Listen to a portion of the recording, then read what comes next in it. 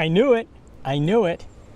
Don't mess with flight attendants, and don't mess with a flight attendant giving you an order. In this case, it was with masks. So a while ago, I did the math about the whole thing about if the FAA used its maximum authority, we could feed the trust fund, and then things happened and it really didn't look so good. But it is happening. Hey, a little while back, a flight out of Kennedy took off, and somebody wasn't wearing their masks, and they were drinking alcohol that wasn't supposed to be on, and the FAA levied two different fines to two passengers, $14,500 and $30,000 each. Hey, and that changes my whole feed the trust fund thing, because of that kind of a fine. One, important safety tip, do not mess with a flight attendant. And two, that would put like $50 million a year based on the number of incidents that were calculated last year. So, hey, I feel vindicated. But we have more things to talk about. We have things to talk about talking with, they start with a T, like trillions of dollars.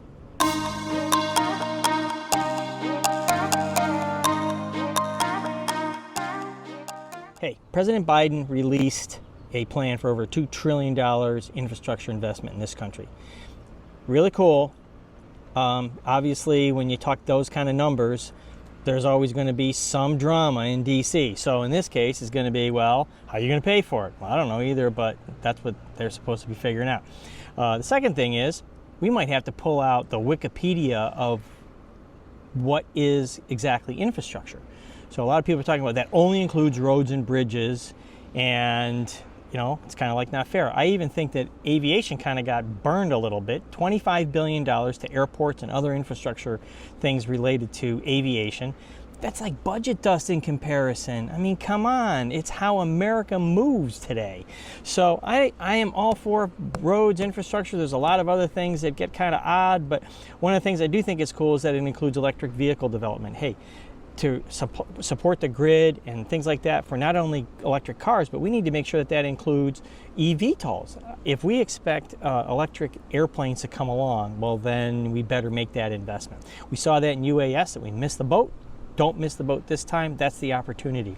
So while the drama plays out, other things are happening, like people trying to tweak, including the same administration. We heard Brad Mims this week at the Chamber of Commerce Aviation Summit talk about the hidden infrastructure, the things that support the ability to sustain a NAS that people don't think are really cool and sexy, and that needs investment too. We see it in ground-based navigation, we see it in ground-based radars, we see it in facilities. Those things all need to be upgraded. So wicked important that we help figure out a way to support the hidden NAS. And Thales even mentioned that from Alan Pellegrino, who's the CEO of North America for Thales, said pretty much the same thing, that they started a coalition called the Ground-Based Infrastructure Coalition. It's gbic.org. Or if I don't have the letters right, there's a coalition for it. You can Google it. And it's important. So I think industry as a whole, uncoordinated, is coming up with the same premise. So we need to invest in the infrastructure, and the time is now. Passenger travel is getting strong. It's still strong.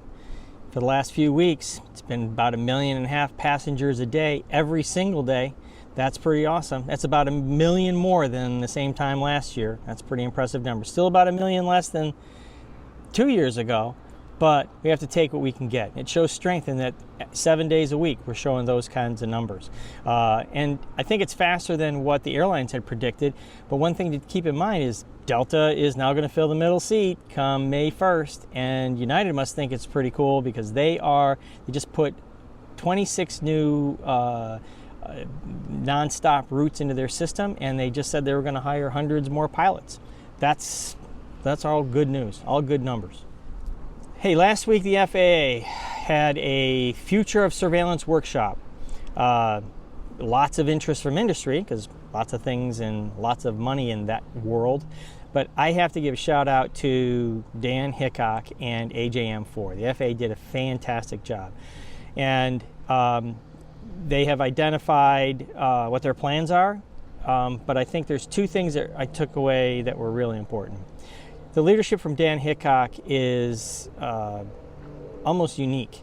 We saw him lead the effort for the first hour, giving a rather detailed briefing and not handing it off to somebody, but fielding questions at a technical level about what was going to happen for the week and some programmatic details.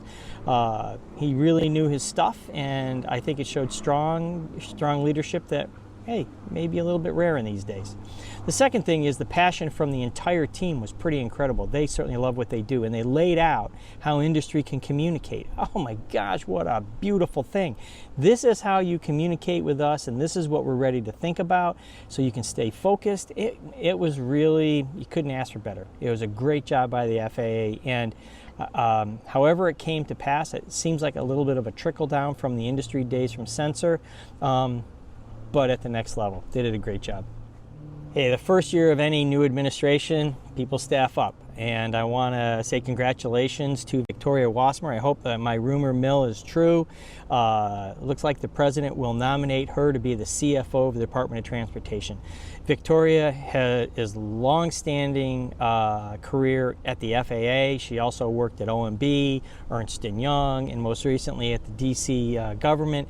But her career at the FAA, she held a number of important leadership positions, and being nominated was just one. That's fantastic. Getting the job will be two, fantastic. But three, since she speaks FAA, maybe it'll help the FAA communicate with the department just a little better. We can all use that. If you don't want to hear the answer, don't ask the question. The FAA last asked people about aviation noise in 1992, so they started that process before that. And I've got a helicopter flying over me. I'm kind of okay with that because I really like airplanes. But the majority of people don't like airplanes. They don't like aviation noise, even if it's not as loud as other forms of transportation like trucks or cars or just about anything else. So if you see an airplane, maybe they don't like it.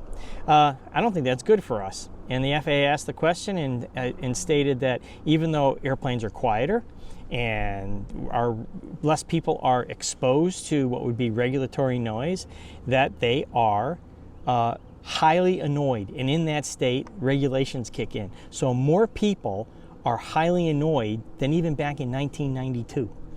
And that's an amazing number.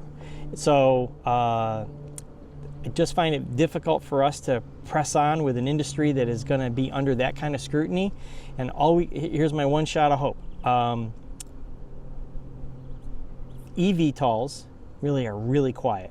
You can go Google any of the manufacturers, Joby, Archer, Beta.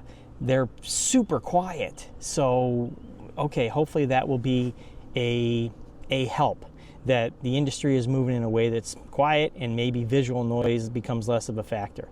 The second thing is, I do think it's going to affect air traffic, and not in a good way. I don't think they get to have the freedom of ad hoc vectoring and things like that to reduce, that normally increases exposure. They're going to have to stick to defined routes. That slows down traffic.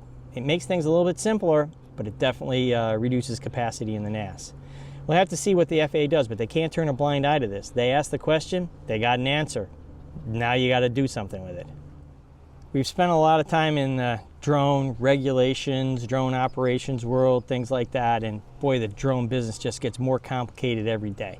Whether it's preemption in order to deliver a burrito to your front door or something else, but North Carolina surveyors have stated that they are going to file a lawsuit against a guy who goes up and takes photographs of real estate, property, and things like that, stating that he's violating the North Carolina code for surveying. Now, he claims that he is not surveying. He's not making legal property determinations or anything. He's providing information, pictures to people that want them that they would never go to a surveyor for. And that, he says, is protected under the First Amendment rights. So now the drones not only have to deal with something like preemption, but drone operations now have to deal with whether you're in the First Amendment or not.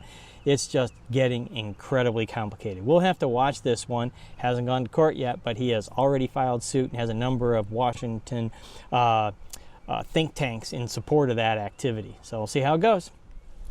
Whew, about time. Boeing's got the power back on. They are delivering 787s for the first time in 5 months. But I think the big news is, hey, Southwest Airlines is the anchor customer for Boeing and the 737 MAX. They're, made agreements up to 100, 30 delivered next year. Drone or aircraft sales get kind of complicated, so there's lots of options for whether they're a MAX 7, MAX 8, or whatever else comes along. But although a few months ago they kind of faked a jab there about they were going to look at Airbus and have a mixed fleet, who believed that? Nobody. So anyway, they're with the MAX all the way, all in, all the way. Good day for Boeing. I want to close back with infrastructure. Ford shut down production at 6 plants across the country. And I know that's cars, but they shut them down because of electronics in the supply chain.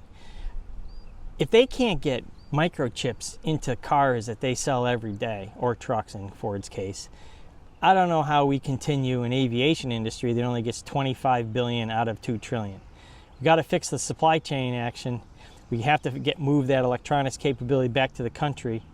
And we need to figure out how to make sure that it stays here, because it's easy to move around, but it's harder if it really affects our industry in a really big way. And although it really didn't make the news, that's important stuff. Have a great week. Talk to you next time.